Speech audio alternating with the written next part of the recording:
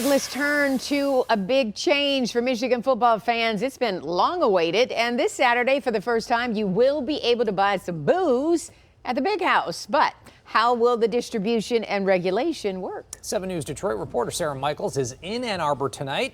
She's getting a behind-the-scenes tour, talking to the head of food and beverage at the Big House and students about how they feel about that change.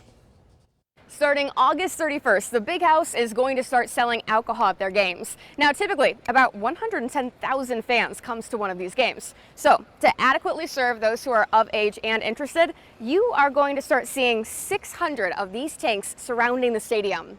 We'll ice these down on game day, and this is where all of our cashiers will work out of. Michael Jordan, the greatest of all time when it comes to food and beverage, gave us a behind-the-cooler preview of how the third largest sports stadium in the world plans to incorporate alcohol sales into their football games. This is what you'll find pretty much through 95% of the stadium. And we have some expanded offerings in some select grab-and-go locations. Like these. Jordan tells me that these are called brew-throughs, locally made self-serve beverage and snack checkouts that will have Michigan beers and be monitored. These things are incredibly quick. They really help get guests through the line. We added them last year in Chrysler and Yost as well. Jordan says it took the Michigan team months to come up with this plan for safely distributing alcohol, as the Big House was built in 1927, and it doesn't have the built-in space for this quantity of beverages or food to be sold. We found a place where we could tuck in new locations or turn locations that may have been one person selling water into a place where we can have 4 people selling beer, water, popcorn, and make it a little bit more offerings. My plan is getting in there and buying 2.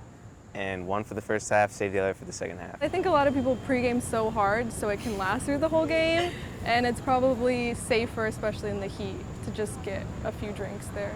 Interestingly enough, this National Institute of Health Studies cites that alcohol-related incidents at college stadium games have been found to decrease when alcohol is sold within the stadium. To make sure minors aren't served, Jordan says those 21 and over will be given wristbands at games, and we're going to bring in about 400 people to sell beer. wow, so that's 400 new jobs. Yes. The trend of selling alcohol at college football games is growing. In 2023, Michigan State, Kentucky, and Stanford began selling alcohol at their games.